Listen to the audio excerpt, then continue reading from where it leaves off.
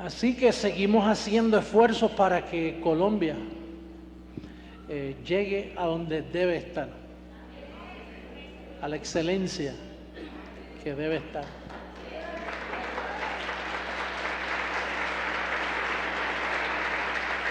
Este mensaje salió, yo estaba aquí en Bogotá como a las 7 de la mañana, estuve pensando en las diferentes pruebas que nosotros como seres humanos pasamos. Siempre van a venir pruebas y retos a nuestra vida. Nuestra vida actual aquí, que el salmista dijo que la edad de los hombres son 80 y los más robustos 90. Así que tenemos 80 años, otros se mueren antes por el abuso a su cuerpo físico y pierden algunos 10 o 15 años. Pero si usted pregunta cuál es la voluntad de Dios para su vida, pues que dure 80 o 90 años. ¿Verdad que sí? Si pasa de los 90 está viviendo gratis, me debe dar una ofrenda especial en esta mañana. Pero esa es la edad que nunca pregunte, Señor, ¿cuál es tu voluntad? ¿Me debo morir ahora? O la voluntad de Dios es que usted dure 80 o 90 años. Por lo menos, ¿no? Por lo menos. Pero en esos años que uno tiene aquí en la tierra, por ejemplo, yo llevo 33 años que el Señor me trajo a sus caminos, que despertó en mí el deseo de amarle, de conocerle. Y en esos 33 años, pues, que yo cumplí en agosto del año pasado, yo cumplí 33 años de creyente en el Espíritu. La carne aquí no nos conocemos según la carne, porque yo tenía otros años, ¿no? Cuando llegué a los caminos del Señor. Pero en esos 33 años yo he confesado la palabra del Señor en diferentes circunstancias de mi vida. Quiere decir que yo he ido perfeccionando una confesión. Todo hay que perfeccionarlo. La fe se perfecciona. Uno escucha y habla de la abundancia del corazón, habla la boca. A veces uno habla desesperadamente, a veces uno habla en línea con el vocabulario angelical, con el mundo espíritu, y se nos dan las cosas así. Otras veces pues no oramos como debemos orar y no se nos da, y no entendemos, ¿no? A veces hay cosas que nos obran para bien, que no se contestan, pero nos obraron para bien. Y de ahí fue que yo desarrollé el tema, la buena batalla de la fe. Y esa batalla dura 70, 80 o 90 años. Mientras usted esté en carne, pues usted va a ser llamado a poner en práctica su fe y lo que usted ha creído de la palabra del Señor. Cuando uno está en fanatismo, pues repite como el loro. Pero cuando uno llega a la gracia, pues la gracia tiene la habilidad de tus emociones exprimirlas, controlarlas. Y a veces, cuando la gracia lleva muchos años contigo, casi coge tus emociones, que parece a veces que tú no reaccionas a las situaciones de la vida.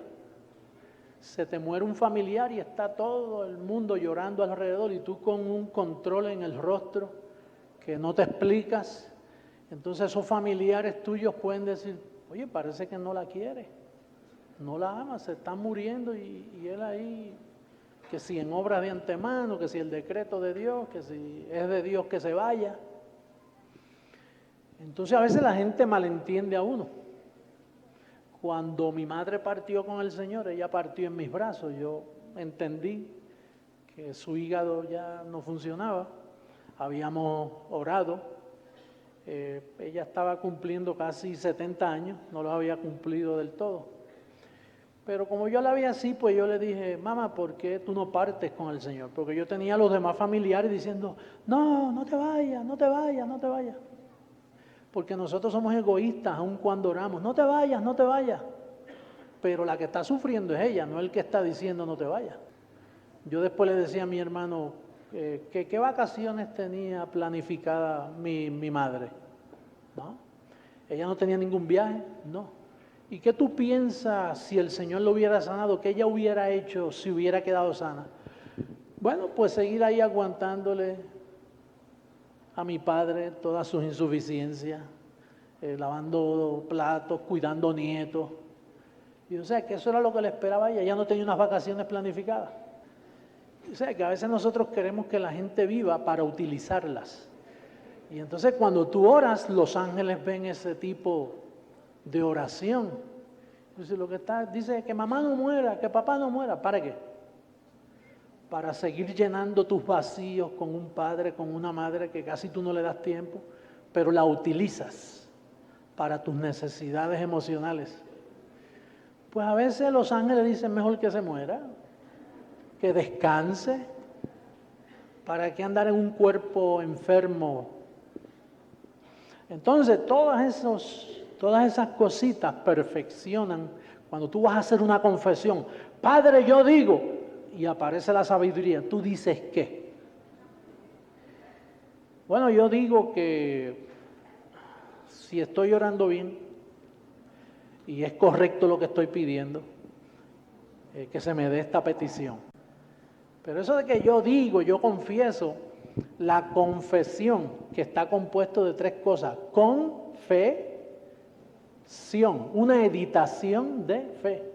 Estás editando, estás hablando con fe, una situación para tu casa, para tu familia, para tus necesidades.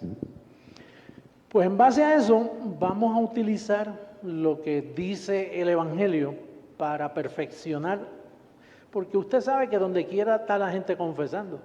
Yo estaba viendo la televisión hoy, el canal A, donde estábamos nosotros, y ahí aparece mucha gente que confiesa la palabra. Y le oran a Papá Dios, todo el mundo le está orando a Papá Dios. Pero la idea es cómo confesar excelentemente. Yo no oro por orar. Cuando yo hago una oración, yo espero y meto esa oración por un horno y la paso por unos filtros de conocimiento. Y a veces, cuando espero un ratito, no oro nada. Me paro, me voy. Porque sé que lo que voy a decir no tiene sentido. Pero ese soy yo, cada cual ora como siente, ¿no? Hay gente que ora muy rápido, hablan muy rápido, y porque la palabra del Señor no los ha perfeccionado en sus emociones y sentimientos hacia la vida. Pero vamos a ver en Romanos capítulo 1, vamos a comenzar con ese verso en esta mañana. ¿Estamos todos ahí? ¿Sí? Romanos capítulo 1, verso 17.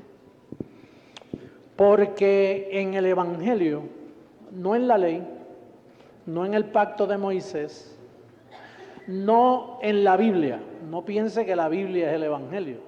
El Evangelio son 14 libros. Pablo dice que a mí, el más pequeño de los apóstoles, se me dio el llamado de anunciar las inescrutables riquezas de su gracia.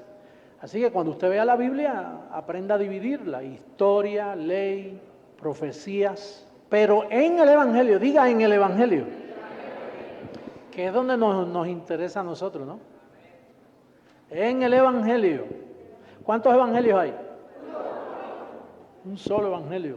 El sistema dice el Evangelio de Mateo, el Evangelio de Marco, de Lucas, de Juan, ya hay 4, y el de Pablo sería 5. Pero nosotros queremos el Evangelio de Pablo. Dice, en el Evangelio, la justicia de Dios se revela por fe y para fe, como está escrito, mas el justo por la fe vivirá. Vamos a retornar no al Evangelio, al viejo pacto. ¿Cómo se explicaba la fe de un creyente? ¿Cómo se exponía?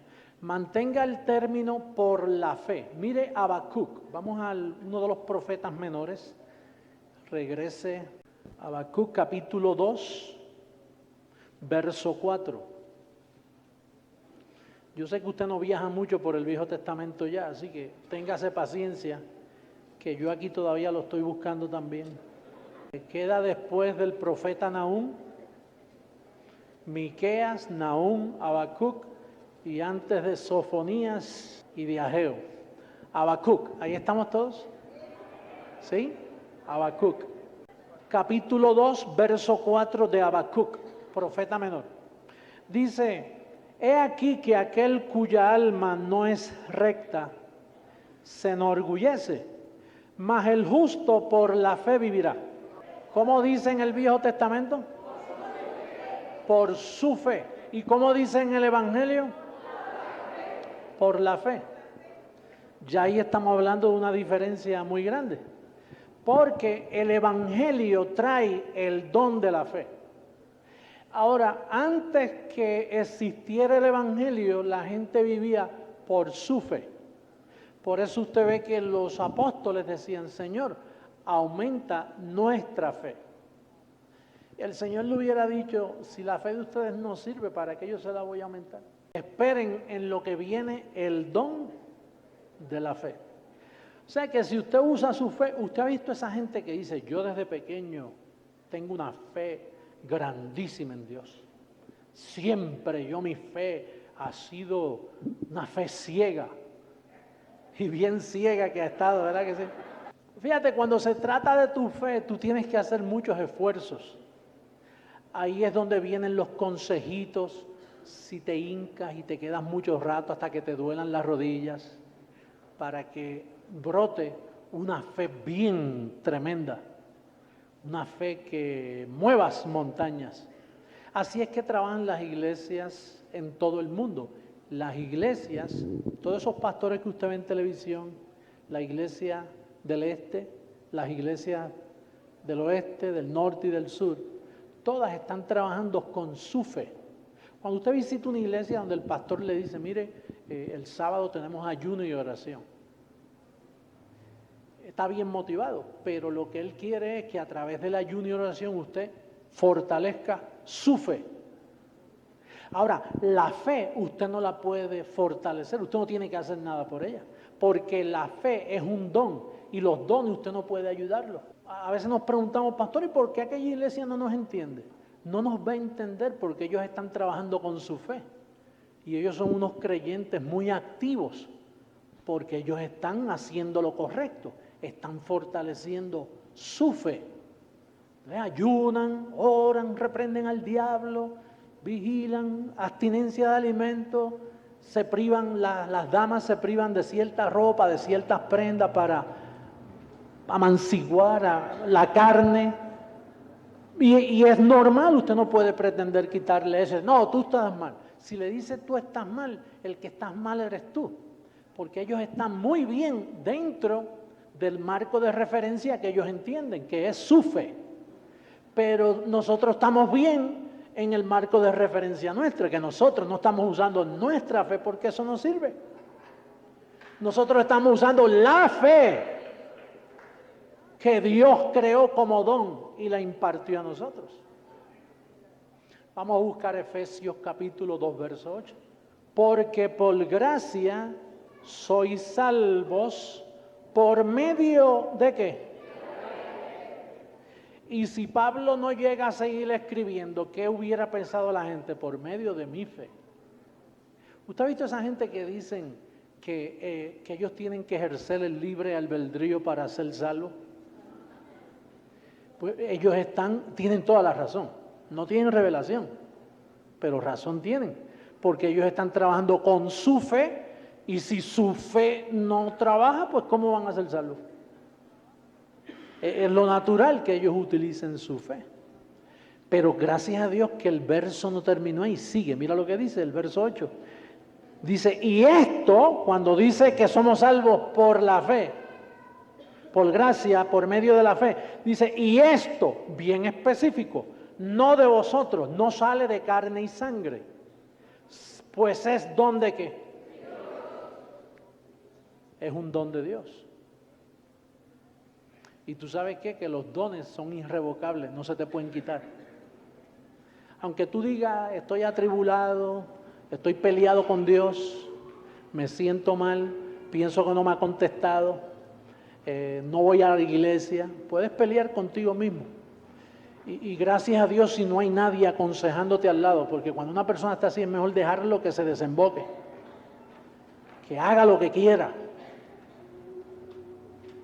Cuando usted ve a un creyente por ahí un poquito así, no, que no voy nada, pues no vayas. No voy a confesar más nada, estoy cansado ya. Pues, siéntete libre, haz lo que te dé la gana.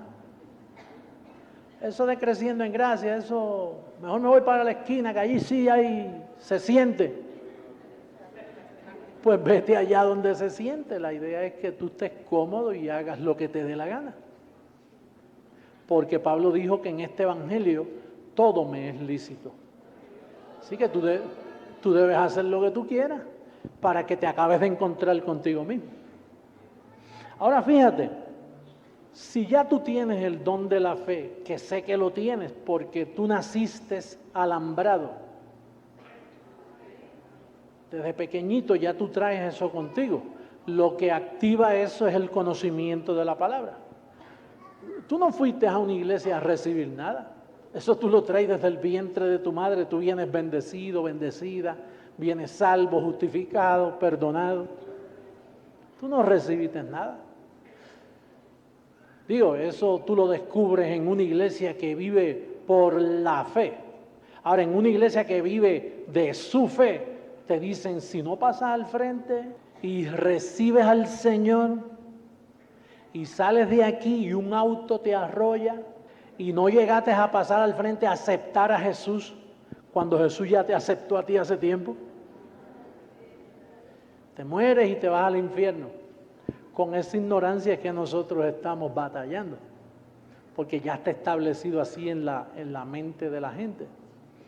Pero fíjate lo que dice en Gálatas capítulo 3, mira lo que dice el capítulo 3, verso 22, libro a los Gálatas, verso 22. Mas la Escritura lo encerró todo bajo pecado.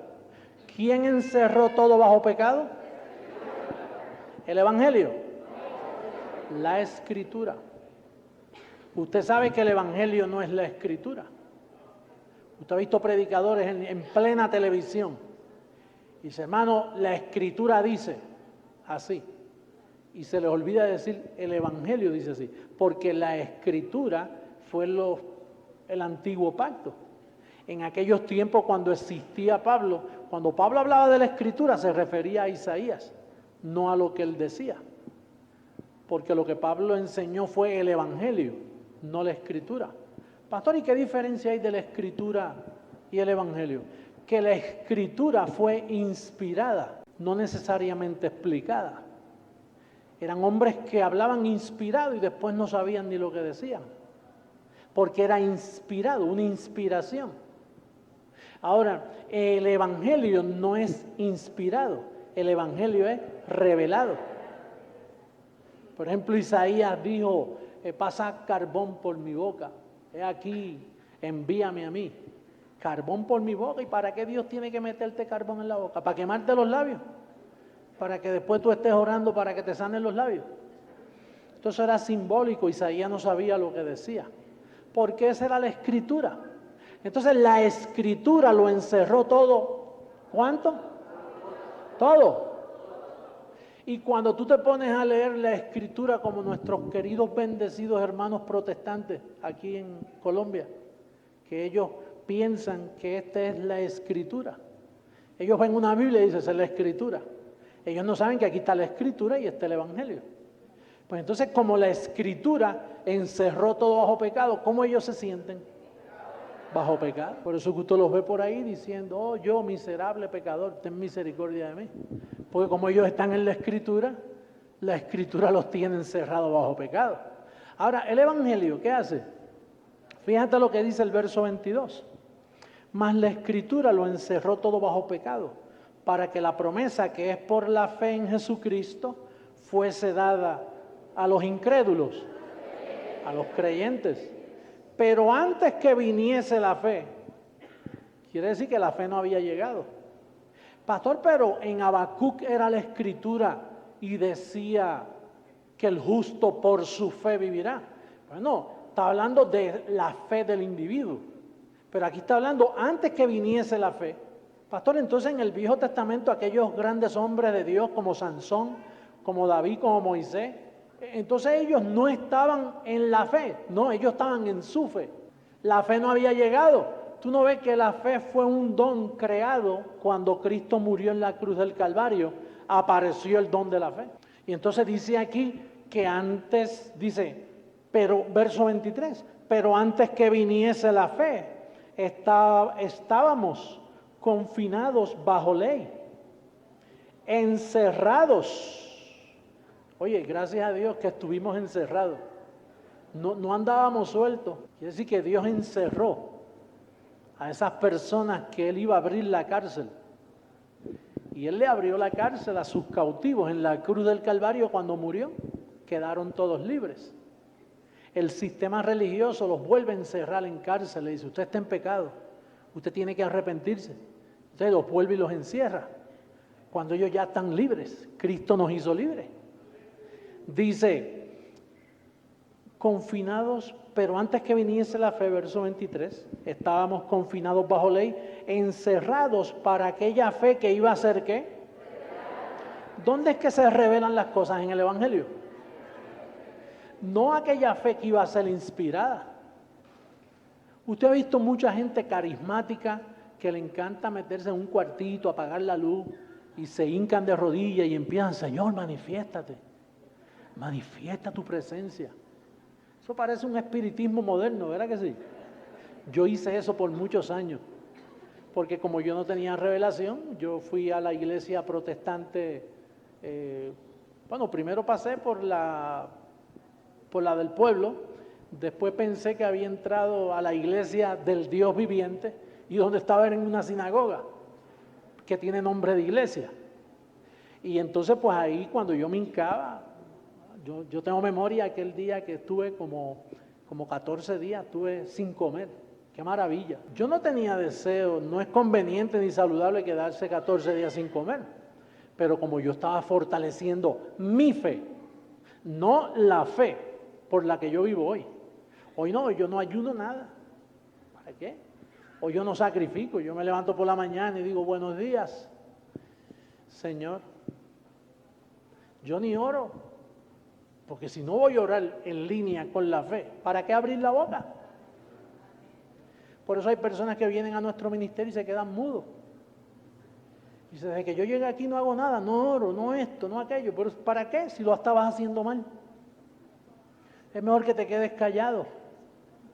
Sí, pero en la otra iglesia que yo iba había actividad, había los jóvenes, la sociedad de damas, la sociedad de caballeros, culto en la mañana, en la noche, y aquí todo es un miércoles, un reposo. Pues esa es la idea, que te encuentres con la verdadera identidad tuya. Porque esos programitas lo que hacen es congelarte. Esa programación religiosa lo que hace es congelar tus emociones. Y a veces tú estás 20, 30 años en una iglesia con lo mismo. ¿Tú has visto que tú le ministras a tu mamá? Mami, ven acá al ministerio, papá, ven a Creciendo en Gracia. No, mijo, lo mío está establecido. Yo no me puedo desubicar.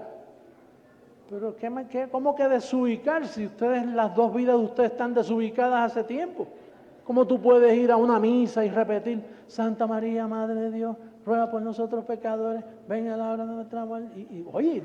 Por 20 años haciendo eso mismo. Y el cura del pueblo ofreciendo bendiciones. Y lo bien hipnotizado que están todos los pueblos por ahí para aceptar una parodia de cosas repetitivas que hasta ahora no ha hecho nada por ellos. Que la política sigue igual, sigue engañando. Que los hombres andan en deseos engañosos, buscando la paz, buscando justicia. Y siguen con la misma religión del pueblo y la misma religión del pueblo. Entonces cuando aparece un mensaje como el que yo enseño, que te hace pensante, que te coge la mente y le echa aceite 3 en 1 de ese, y empieza a evolucionar y a pensar, porque en esa congregación no son mentes pensantes, son mentes congeladas. Y esas mentes congeladas seguirán de mal en peor, la familia sufriendo, hablando lo que no es correcto, desenfrenados en un vocabulario sin conocimiento. No, que todos los caminos a Dios conducen al mismo sitio. Eso no es verdad, que todos los caminos conducen a un mismo lugar.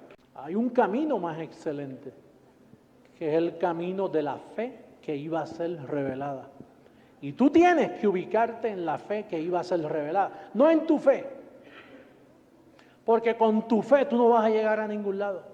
¿En qué tú tienes fe? ¿En un avión? ¿Por qué? Porque tú sabes que el avión llegó la última vez y tú tienes fe que esa ley que es más poderosa que la ley de gravedad, pues tú sabes que vas a llegar.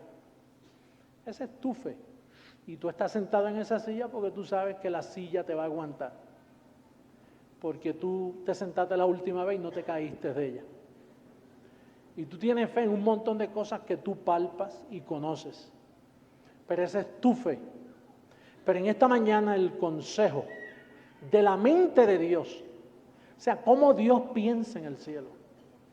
Dios no opera por necesidad. Si Dios operara por necesidad, estuviera en países que están sufriendo mucho ahora. Colombia no, aquí en Bogotá, ¿tuviste qué temperatura tuvimos esta mañana?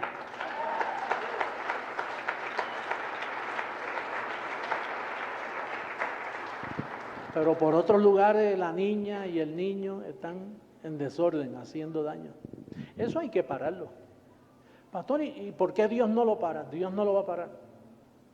Dios espera que los habitantes de la tierra honren lo que Él vino a pagar en carne aquí, en esta tierra.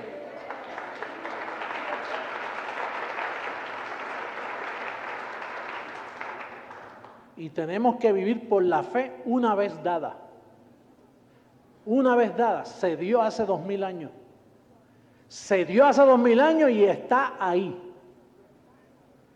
Lo único que es revelada por predicadores exclusivos, predicadores de gracia, predicadores entregados a una forma de doctrina. Y esto es lo que honra a Dios y esto es lo que los ángeles están obligados a honrar. Si tú desistes de usar tu fe, de usar tu maquinación, de usar tus ciencias formadas por tu gran experiencia, si tú mueres a esa personalidad formada por tu experiencia, para eso se necesita mucha humildad. Que tú seas una persona conforme a la fe una vez dada. Que las palabras entran por aquí, pero a veces salen por el otro lado y como que oímos y no acabamos de oír. Pero esta fe, una vez dada, es la que los ángeles están pendientes y honrando. Los ángeles honran